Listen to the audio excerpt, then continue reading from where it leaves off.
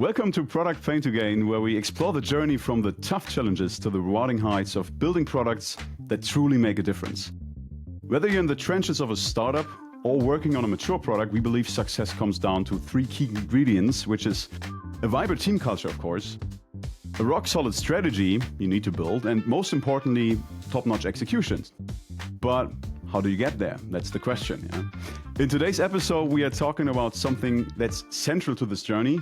It's knowing your strengths and weaknesses as a product professional. And calling from Melbourne, our guest is Binny Langler. Hi, Binny. Felix, how you doing? Awesome. How are you?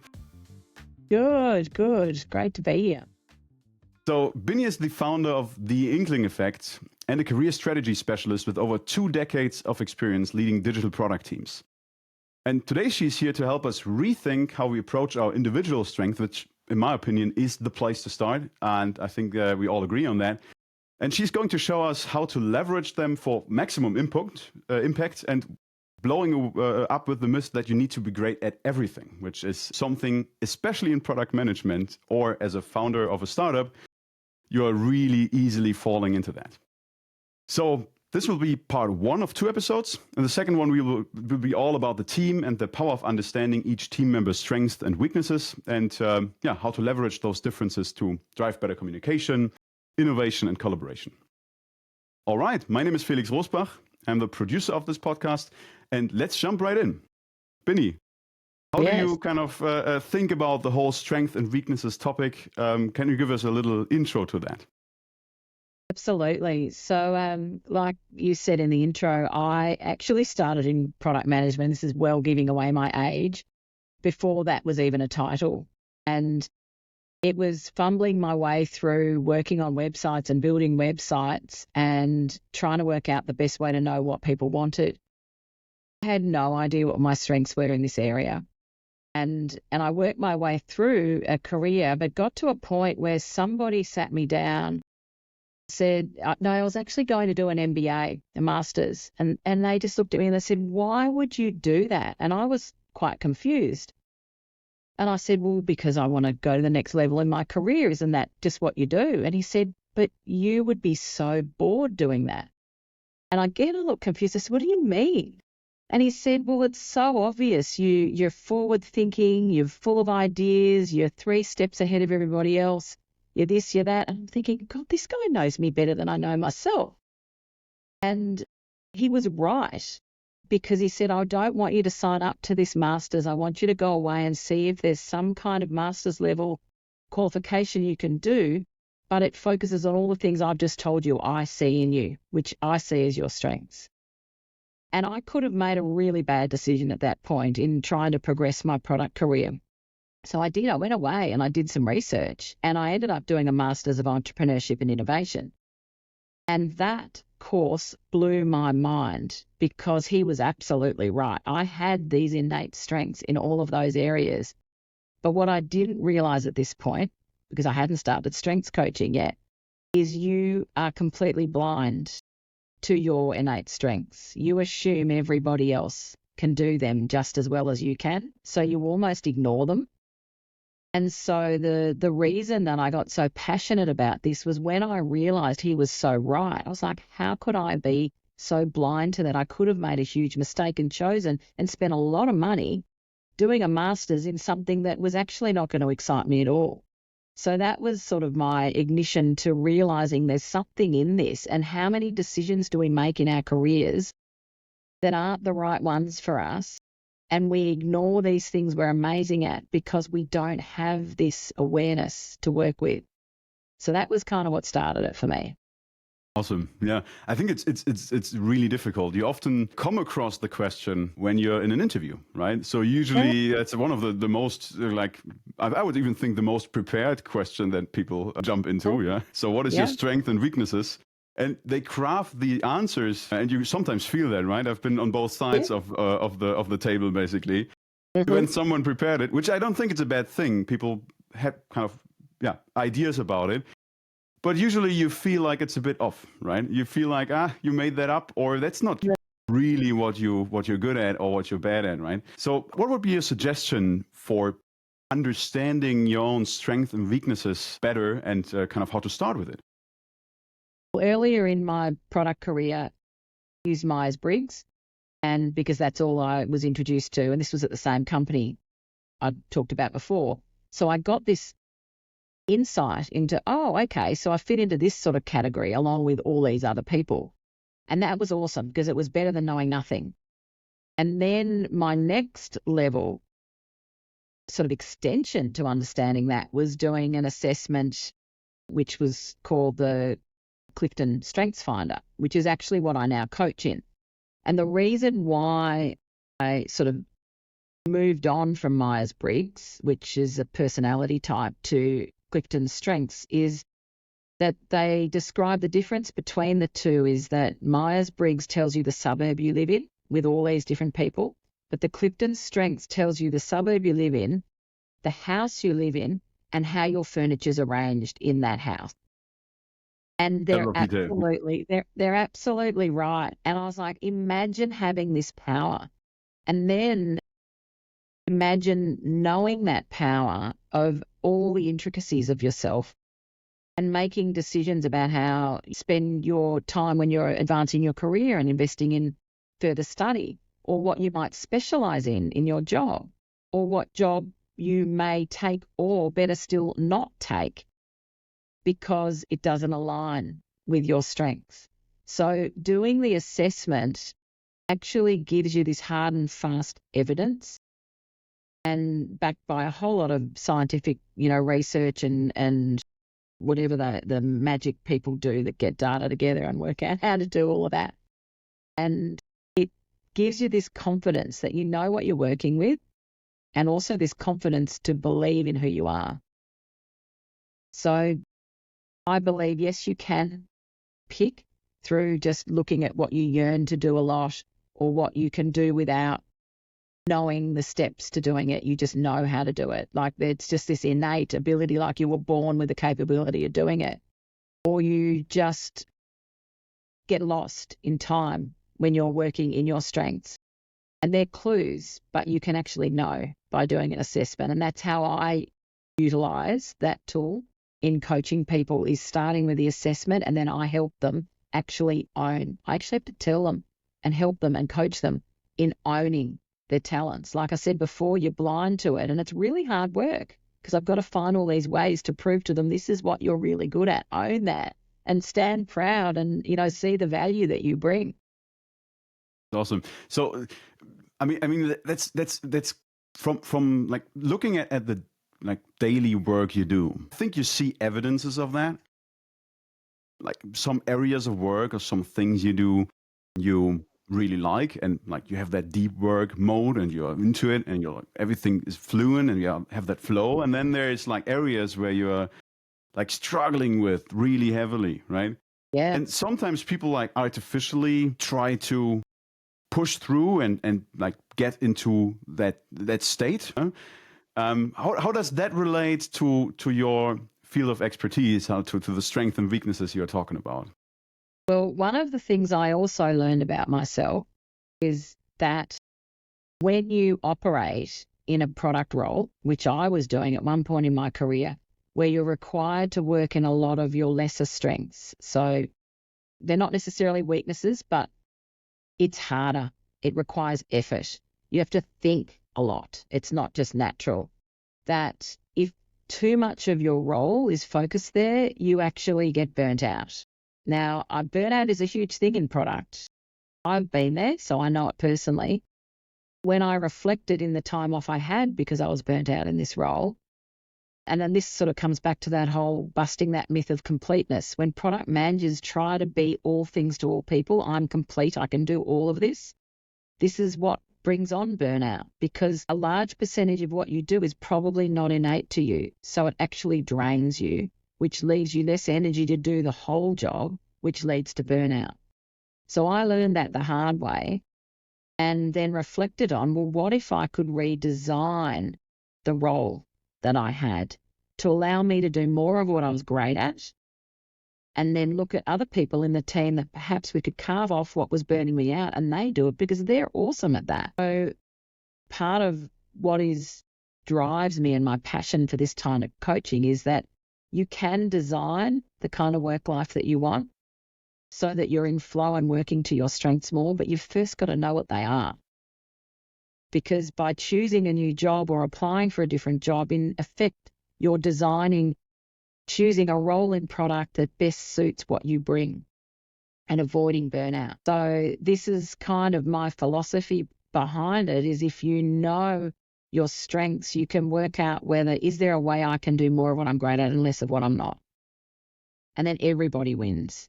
And that's a whole lot of stuff for next episode, because that's Yeah, when you got to absolutely. teach. I think And I don't want to get that's there, but that's what I love. yeah, absolutely. I think that's the perfect situation, right? When you are working in a team and you play to each other's strengths, and you like, it's usually, if you see that in sports quite often, right? So people, like, you Absolutely. understand how a soccer player or whatever sport you're looking at, what they're good at, and then they're exactly brought into that position. Yeah. In sports, you have that coach usually standing at the sideline. In professional environments, you rarely have that. If you have a really cool manager who is experienced, you sometimes get that coaching from that person. Yes. Oftentimes they are lost in work, especially in product. I have the feeling people are Yes. easily lost in the actual work and are not spending enough time on coaching. As I think it's also a huge aspect of Empowered by Marty Kagan, right? So Yes. coaching should be key element of your job. Yeah. I would like to go into like a practical example. How can it look like in a real world scenario? Let's take a product manager. Maybe you have even a real world example, not telling any names, of course, but Yeah. like how does that understanding of your strengths and weaknesses transform your work and how you feel about your work and how you do your job, basically? So I'll use me as an example, because I'll save a lot of the individuals for the teams discussion, because that's about, working within, allocating everything for a team. But for me, for example, when I first did my strengths assessment, I was actually taking a break from product. I'd had kids and I was just doing some consulting and had started a business, and I did my strengths. This was a good 10 years ago. I did my strengths assessment and I read it and I looked at it, and my number one is a strength called individualization, which gives me this innate ability to interact with an individual and work out what makes them tick, what are their strengths, and also to be able to see how their strengths would align to certain work. So it's just what I do. I've done it all my life. I didn't know. And I looked at that and went, I don't know what that is. Moved past that. I mean, all strategy, love that. Ideation, yeah. All the stuff you need, the sexy stuff for product, right? Yeah. And then I got coached, and they pointed out, they said, so think about this strength. Go back to you as a child, and there's clues as a child. You would always gravitate towards things that allowed you to use your strengths because it made you feel good. You may not have recognized it, but it did. So when I was a 16, 17-year-old, every friend that had a birthday, I would buy this huge poster and I'd get all my magazines out and I would make a collage of everything I knew about this person. And it was so detailed. And I look back now and I brushed off the fact that everybody would look at these and go, my goodness, I've never seen anything like this. How do you collate such a detailed understanding of a person? And I just went, I don't know. And then I told this to the coach and they said, can't you see? This is how you think about people all the time. And it sort of blew my mind. And then I started observing it. And when you know about it and you observe it, you then can realize that. So then I went off and became a strengths coach, because I thought, wow, if I can do this naturally, imagine if I add skills and experience to that. And this is the whole point of amplifying your strengths, because you can take your strength, you can develop them infinitely if you know what they are. So I've taken the power of what I did and made it so strong. And then I would look back and go, wow, I now management, leading product teams of 7, 6 different product people. I used to go, if only I could get rid of the product work and just work on the people and just focus on them and getting the best out of them and making them the best product managers ever, I'd be in heaven. Now, I didn't see that clue either. That was a hint that maybe I should just leave and go and be a coach so I could, that's what that was. But it wasn't a thing back then. to have a job as a coach. So I didn't understand that that was possible. So in effect, what I've done is taken my understanding of my number one strength and what it enables me to do really well. And I've carved out and taken that knowledge and become a strengths coach. But there were clues all the way along that without a coach, I wouldn't have actually recognized and honed in on and been able to amplify that. And like, this is one strength I've talked about, my number one, but I've now so many of my other top strengths to make me be able to exhibit that strength in the most powerful way I can, instead of it being immature. So I could imagine, like, I think you have a lot of experience also with people like being stuck in a role. And I think if you're working in a corporate job, or even if you're working in a startup, there's expectations. And again, specifically in product, there's expectations of what you need to do, what you have to deliver, be it the roadmap, be it a perfectly organized backlog, because that's kind of what the team expects, right? And like even worse, like you requiring writing all the requirements. So you have that potpourri of things that already fill 200% of your time, right? If you would do all of that. How would you like start? Like you identified a strength. Yeah, let's imagine that you identified something that you're really good at. It might not be exactly that. It might be something else. How do you like start carving your role as you described it? How do you start with that? What would be your suggestion? So start volunteering to do more of that. Or if there's an opportunity where, and usually with that strength, you'll see things that people don't, or you'll see ways to improve things that others don't. So rather than getting frustrated by volunteer, hey, could I take that on and improve that? Or could I lead that community of practice for product because you love processes and consistency in how things are done? You just have this, that comes back to that yearning. And so don't let that yearning sit idle. Apply it to something, because what happens then is people start noticing what a wonderful job you've done. And then things start happening. Like they might say, well, hey, what if 10% of your role was to run with that and then roll that out across the department? Now, this is what's happened with me most of my career since I've known my strengths. And it then tends to happen naturally, or you prove yourself by displaying your ability by feeding that yearning to want to do it more than you're allowed to in your current role. And then people will look at ways that they can allow you to do it more, or you can ask for ways. Hey, could I do more of this? It might mean that I've got less time to do some of these other things. But then if you're smart enough, you'll suggest, but I know there are some other people in the team that love doing this, and they'll probably welcome doing some of these other things. And so it's about just, and we're getting a little bit into team stuff, but it's about managing your own space. You kind of look at the team around you and go, well, I think this person here would love to do that, and I'd love to do more of that from them. So it's not in isolation that you design your own role, because the work's got to go somewhere, that the work that you're not going to spend as much time doing. But this is about, and this is another one of my strengths, is futuristic. It's about possibilities and about hope and imagining other ways to do things in the future. So I would always just say, but why couldn't it be like that? And, and this is often a trait of product people, because you've got to imagine what doesn't exist. So you've got to imagine that about your role. Just because it's never been done before, why does that mean it can't be? Here we go. Let's explore, Love so, it. And what's fascinating, and I'll add this for those, I was thinking moving to coaching, I'm starting from scratch. But actually with coaching and designing your own work life, or your own next role, is all about design thinking.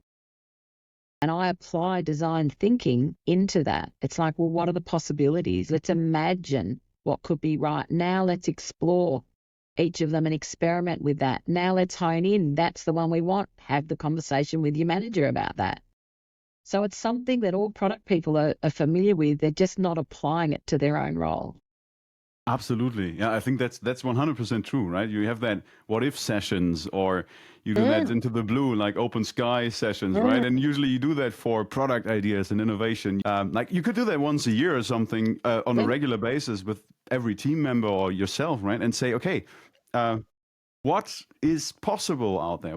Imagine what could be your role, and you start ideating. But again, what you need for that is a good understanding of what you're good at and what not. Otherwise, you might do a big mistake. Yeah. Okay, so let's take the last 10 minutes of this episode and dive a bit into practical. We already touched on how can you start with identifying your strengths and weaknesses. You talked about a couple of models. Yeah. I would start even a step before. Like, what would be signs that you urgently need to do something, that you need to act about that right now? Often when you sense frustration, because frustration might be, as I mentioned before, that you're seeing things that others aren't. And what that frustration is that you're not understanding that one of your talents is giving you this capability that the others around you may not share. So it's hard to have those conversations. But when you know what it is that you're seeing and you know what it is that is going on for you, then sort of break down the barrier of miscommunication. And again, we can touch on that in the next episode. So frustration is one of the clues. The other clue is that yearning. I wish I could do more of this. And these are thoughts in our heads you probably don't even recognize. And anyone listening to this, I would say a little activity to do is to listen to that, oh God, I wish I could just do this for the next, the rest of the day. I don't want to stop. They're clues of the areas that you need to explore or specialize in, or go and find a course that allows you to really amplify whatever it is that you're working on, because that's a sign of a strength. It's, that time passing, or when someone says to you, how do you know how to do that? And you go, I don't know, I just do. Like, that's your strength. That's just this innate, you're born with this. I just know the natural steps of what has to happen here. And a lot of product people have that, because it's just to be able to have so many different roles looking at you to go, what next? And just know it's because you've got this combination of certain strengths to do it, and know what that is. But you're not complete. No one is entirely complete. And this is where the drained or procrastination, or you just take so long to do something that somebody else just turns around in, a couple of minutes, and you might take hours. That's the sign of lesser strengths. And one of the things that's really important to point out is that you can invest a huge amount of time in them thinking you can get them to the same level. You never will. The potential of amplifying those is nowhere near at the rate of amplifying your strengths. Your weaknesses just won't get there. So there's other alternatives of partnering or utilizing your top strengths to overcome the lesser strengths. There's so many different strategies you can do, and that's what I work through with a lot of people, because they feel, oh, this is actually getting in the way of my career, this weakness. It is a weakness. It's not just a lesser strength. How can I work around that? And we look at really creative strategies to use what you're great at in an innovative way, overcome what's perceived as a gap. I love that. That's very interesting. I think that could be like even a whole extra episode, because I think there's so many. This is nothing you can like teach in 20 minutes or 10 minutes, right? It needs, I would even say at some points it needs someone external to really understand where you're going. But like for the audience now, let's say it resonates with you, right? So you have listening to this episode, you think exactly, this is what I need to do. This is where I am. What would be your next steps? What would you suggest to start right now, today, maybe next week, maybe next month, to get over this and to improve yourself? Yeah.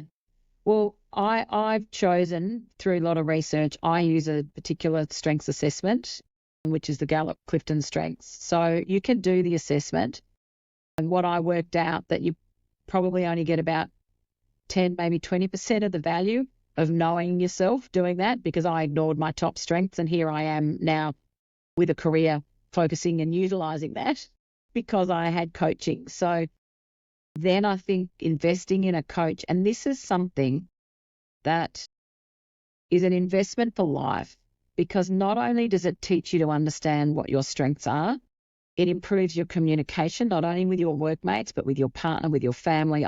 Everyone I coach just says, wow, this has changed how I communicate with my ex-husband. We used to always fight. Now I understand why I react this way and what his strengths are, because I can pick them. You know, it's life-changing across the board. And it changes the way that you interact with people and partner with people rather than competition. It's more collaboration. So doing the assessment, having coaching, and then the coaching is all about naming your talents and really understanding what they are. Then claiming them, which is about linking your talent. And I say talents because they're not strengths until you've invested in them.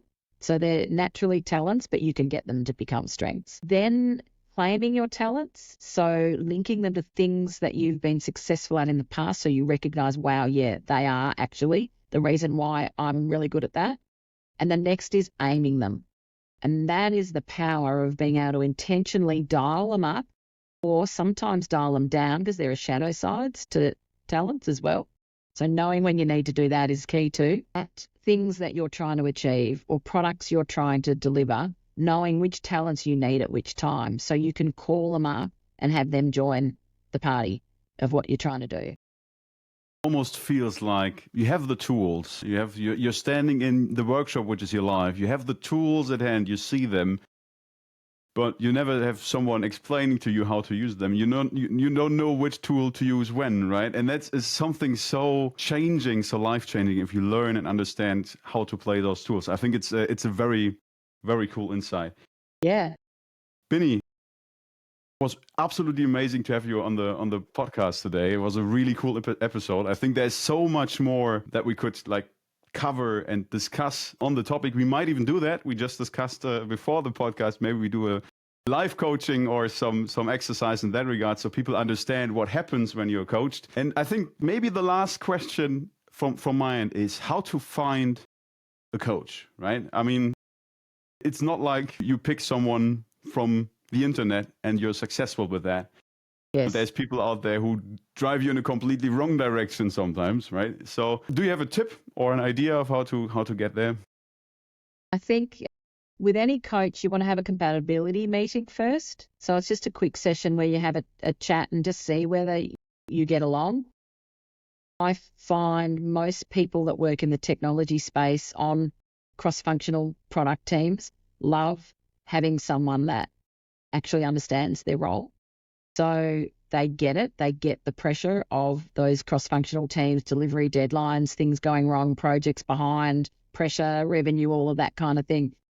I think someone that's worked in that space helps a lot, but it's very much about just feeling that person gets you, and that compatibility meeting is really important. So I wouldn't ever commit to working with a coach unless you've had that chance to meet with them, and be okay about saying, oh, look, I don't think you're the right person for me, and try someone else, because, you're investing money and you want it to work. Awesome. Thanks a lot for the advice. And again, thanks a lot for the episode. I think that individual strength topic is so powerful. In the next episode of Product Pay to Gain, we dive into the magic, what happens when teams understand each other's strengths, together with Binnie. And ever struggled with the friction between the planners and the go with the flow types? I think that's also a very interesting topic that we are going to cover.